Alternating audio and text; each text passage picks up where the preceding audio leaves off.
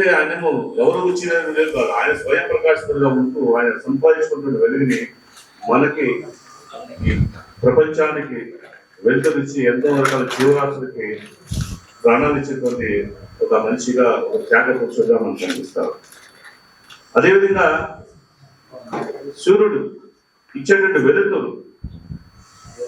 అటు పేదలకు కావచ్చు, గొప్పవారికి కావచ్చు, ఇంకా ఈ సమాజంలో ఉన్నటువంటి ప్రతి జంతువుకి వేల కోట్ల ప్రాణరాశులు ఉంటాయి కదా, అందరికి కూడా ఆ వెలుగుని పంచి ఏమి ఆశించకోకుండా కేవలం ఇవ్వాల్సింది మాత్రమే ఇచ్చి ఒక రకమైనటువంటి ఆలోచన, అంటే మనం చేసేటువంటి కార్యక్రమం ఏమి ఆశించకుండా చేయడం. సో ఏమి ఆశించకుండానే ఇంతమందికి వెలుగునిచ్చేటువంటి స్ఫూర్తి కాకుండా మనం ఒకసారి అదేవిధంగా చెప్పుకుంటూ పోతే సూర్య భగవానుడు లేదే ఈ ప్రపంచం లేదు. కానీ సూర్యభగవానుడు ఎక్కువ ఏమి ఆశించలేదు, ఏది తీసుకోవాలనేటువంటి ఆలోచన లేదు. ఎంతో దూరం కనిపించిన దూరంలో ఉండి మనందరికీ కూడా ఈ విధంగా సేవ చేస్తున్నాం కాబట్టి ఆయన స్ఫూర్తిగా తీసుకొని మనం కూడా ఒక కార్యక్రమం చేపట్టినాక ఆ కార్యక్రమం యొక్క ఉద్దేశం మంచిగా వెళ్ళాలి, ఆ కార్యక్రమం ప్రతి ఒక్కరి చేతులకు వెళ్లాల్సిన అవసరం, దాన్ని పాటించాల్సిన ఒక ఆలోచన తీసుకొచ్చి యూట్యూబర్స్ గా ఒక మంచి ఉన్నతమైన ప్రమాణాలతో మన వయసు తక్కువ వచ్చినా పర్లేదు, మనం అనుకున్నది ఏదైతే ఉందో అదే ప్రొజెక్ట్ చేయాలి, దాన్నే ముందుకెళ్ళాలి. దీంతో పాటు ఇప్పుడు కొంతమంది కొత్తగా, అంటే మన ప్రాంతంలో పరిస్థితులు బట్టి చూస్తే అనంతపురం జిల్లా యొక్క విస్తరణ చాలా పెద్దగా ఉంటుంది, కానీ రైతాంగం ఎక్కువగా ఉన్నటువంటి పరిస్థితి, రైతులు అనేక సమస్యలు ఎదుర్కొంటూ మార్కెటింగ్ సదుపాయం కావచ్చు, లేకపోతే పంట పండించేటువంటి పరిస్థితి కావచ్చు, లేకపోతే నీటిని ఒడిచి పట్టుకునేటువంటి పరిస్థితి కావచ్చు, అన్నిటి మీద కూడా యుద్ధం చేస్తున్నటువంటి రైతాంగం కనిపిస్తా ఉంది. ఎందుకంటే ఈరోజు భారతదేశంలోనే అత్యల్పంగా నమోదైనటువంటి 2వ జిల్లాగా మనకి ఆ పేరు, ఎందుకంటే వర్షం లేదు. ఇలాంటి ప్రాంతాల్లో కూడా డ్రిప్ ఇరిగేషన్ ద్వారా రైతన్నలు మంచి మంచి పంటలు పండించి దేశానికే ఆదర్శంగా ఉన్నటువంటి జిల్లాగా ఈరోజు పేరు తీసుకొచ్చారంటే ఆ రైతన్నలు కారణం. అంటే రైతన్నలు వాళ్ళు ఓడిపోయినా సరే వాళ్ళ పంట గెలవాలి, పంట ఖచ్చితంగా పండించాలి అనేటువంటి ఆలోచనతో వాళ్ళ కృషి పట్టుదలను మనం గమనించాల్సిన అవసరం ఉంది.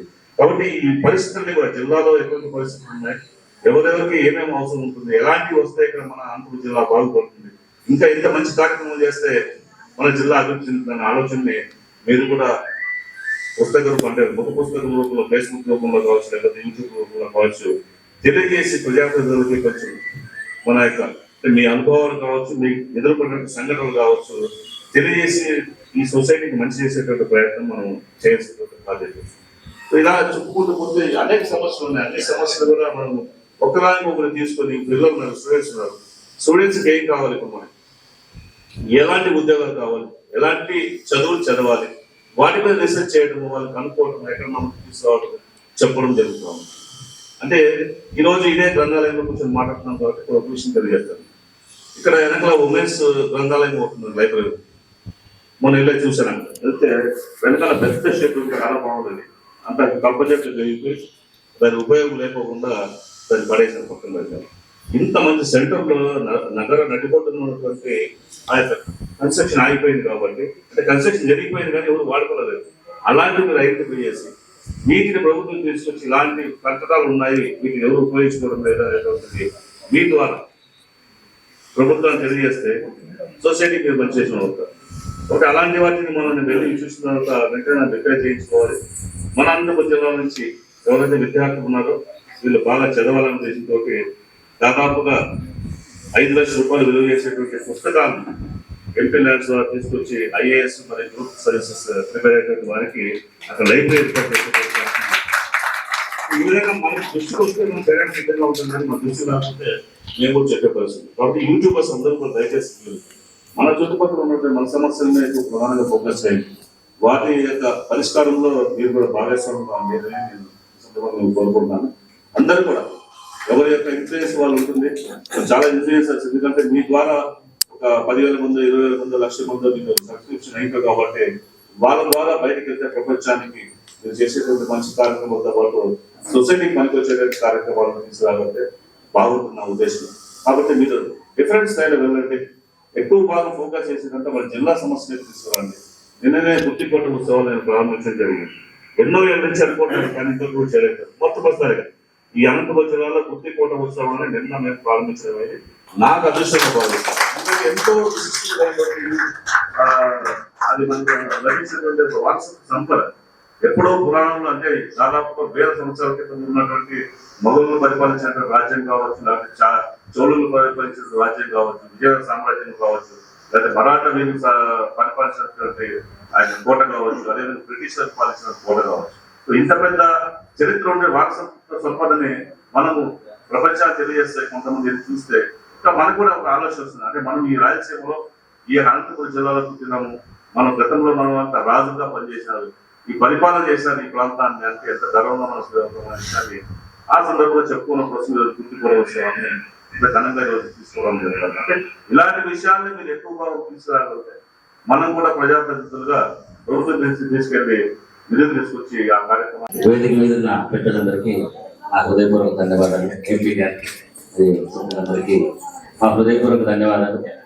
సో అప్పుడెప్పుడో నానుడు ఇక్కడ ఉండేది ఏంటంటే, ఇందు గలడు అందు లేడని సందేహం వలన ఎంతెందు వెతికి అంతంది గలడని ఒక సామెత ఉండేది.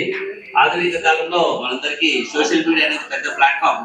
ఎక్కడో అనంతపురంలో ఒక వీడియో పెడితే ఇక్కడ అమెరికాలో వాళ్ళు చూసి ఎంజాయ్ చేస్తారు, ఉగాండా వాళ్ళు చూసి ఎంజాయ్ చేస్తారు, ఇరాన్ లో ఉండే వాళ్ళు చూసి ఎంజాయ్ చేస్తారు. అట్లా సోషల్ మీడియాతో ప్రపంచవ్యాప్తంగా ఎప్పుడు ఎక్కడ ఏ వీడియో వైరల్ అవుతుంది, ఏ వీడియోతో ఎవరు హిట్ అవుతారు, క్లిక్ అవుతారు అనేది ఊహించడం కాని అంశము. అట్లా ఈరోజు ఇంతమంది యూట్యూబర్లు ఈరోజు ఈ వేదికను పంచుకోవడం అనేది రియల్లీ గ్రేట్ అచీవ్మెంట్. అనంతపురంలో ఎందుకంటే చాలా ఎక్కువ మంది రిజిస్ట్రేషన్ చాలా మంది చేస్తున్నారు, చాలా మంది రాలేదు. సో ప్రతి ఒక్కరు ఒక్కొక్క వర్షన్ ఒక్కొక్కరు, కొందరు వ్లాగ్స్ చేస్తున్నారు, కొందరు జోక్స్ పెడుతున్నారు, కొందరు టూర్స్ పెడతా ఉంటారు. అట్లా రకరకాలుగా చేసుకుంటూ మన తెలుగు సంస్కృతిని ప్రపంచవ్యాప్తంగా అనంతపురం జిల్లా నుంచి విరజిమ్ముతున్నటువంటి యూట్యూబర్లందరికీ నా హృదయపూర్వక అభినందనలు. సో ప్రతి ఒక్కరు ఒక daring and dashing personality. So మీ ప్రయత్నాలు ఇట్లాగే కొనసాగించండి. అండ్ మన తెలుగు సంవత్సరాలు అయినటువంటి ఉగాదికి ఇంత పెద్ద ప్రోగ్రామ్ చేసిన మహిళకి అండ్ ఈ ప్రోగ్రామ్ ఆర్గనైజ్ చేసిన ప్రజలందరికీ నా హృదయపూర్వక అభినందనలు. సో ఇంత పెద్ద ప్రోగ్రామ్ అవుతుంది నేను ఎక్స్పెక్ట్ చేయలేదు. అండ్ మంచి మంచి కంటెంట్ తో ప్రతి ఒక్కరూ జనాలకి ఒక పాజిటివ్ మెసేజ్ ఇవ్వాలి, జనాలకు ఒక పాజిటివ్ వైపు తీసుకెళ్ళాలి, ప్రతి ఒక్కరిని ఒక చైతన్యవంతుల వైపు తీసుకెళ్ళాలి అనేది ప్రతి ఒక్కరు ట్రై చేస్తున్నారు. చాలా సంతోషం. అట్లాగే నేనైతే 2015 నుంచి నా యూట్యూబ్ సోషల్ మీడియా ప్రోగ్రామ్స్ అవి స్టార్ట్ చేశాను. సో 2015లో చిన్నగా హార్ట్ మెడిటేషన్ గురించి ఇంతమంది ఫస్ట్ టైం మహిత గారు చెప్తా ఉన్నారు, సార్ మేము ఎక్స్పెక్ట్ చేయలేదు ఇంతమంది వస్తారని చెప్పేసి. ఇంతమంది అనంతపురం అర్బన్ నియోజకవర్గంలో కలిసిన దానికి ప్రత్యేకంగా ధన్యవాదాలు తెలుపుతూ వేదికలను చెందినటువంటి హరిప్రసాద్ గారికి, మహిత గారికి, అలాగే సోదరుడు ఎక్కడ వెళ్ళిపోయాడు శేక్ష గారికి, అలాగే మా హరి అన్నకి, సుధాకర్ యాదవ్ గారికి, సుబ్రహ్మణ్యం గారికి, అలాగే ఫిరోజు, శ్రీధర్, తర్వాత మా కేశవ నాయుడు గారికి, ఇక్కడ వచ్చిన మీ అందరికీ పేరు పేరున ధన్యవాదాలు తెలుపుకుంటూ, ఇంత మంచి ప్రోగ్రాం అంటే గెట్ టుగెదర్ అంటే మహిత గారు చెప్తున్నారు అన్న, కొంతమంది తాడిపత్రి నుంచి వచ్చారు, కొంతమంది పుట్టపర్తి నుంచి వచ్చారు. యాక్చువల్గా మేము ఇంతమంది యూట్యూబర్స్, ఇంతమంది కంటెంటర్స్ ఉంటారు అనుకోలేదు, కానీ పిలిచిన ప్రతి ఒక్కరూ ఇక్కడికి వచ్చి ఇంత ప్రోగ్రామ్ మంచి సక్సెస్ చేసిన దానికి ధన్యవాదాలు తెలుపుకుంటున్నాను. అలాగే యూట్యూబర్స్ అయితేమి, కంటెంటర్స్ అయితేమి సొసైటీని మంచి మార్గంలో నడిపించాలన్నా, అలాగే మంచి మెసేజ్ ఇవ్వాలన్నా, ఇవాళ మామూలు టీవీలు దానికన్నా యూట్యూబ్లోనే ఎక్కువ చూస్తున్నారు. మీరు అబ్జర్వ్ చేస్తే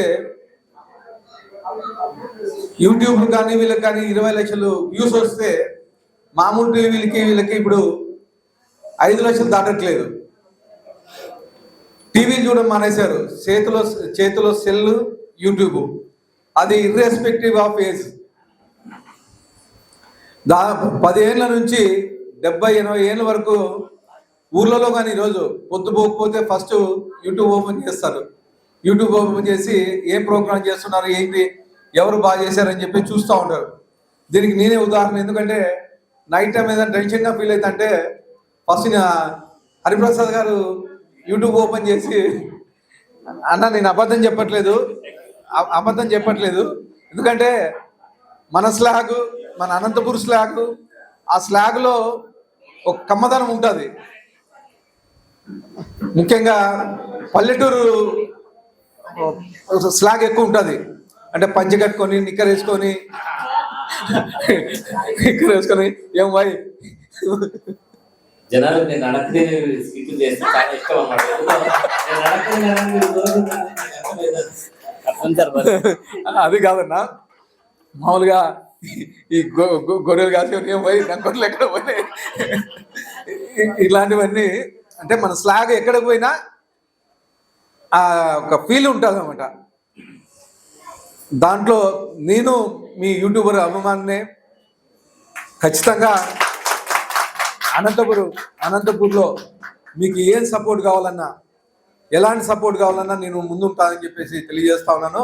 అలాగే సోదరుడు శేఖర్ కానీ మా పార్టీ తరఫున సాంస్కృతిక విభాగంలోకి తీసుకున్నాం. అలాగే పార్టీ నుంచి కానీ ఏ సాంస్కృతిక కార్యక్రమం జరిగినా, మా తెలుగుదేశం పార్టీ నుంచి కానీ లేకపోతే మా ఇంటర్నల్గా ఏం సాంస్కృతిక కార్యక్రమాలు ఏం జరిగినా కానీ మిమ్మల్ని కానీ అంటే యూట్యూబర్స్ను కానీ ఎంకరేజ్ చేసే బాధ్యత నేను తీసుకుంటాను.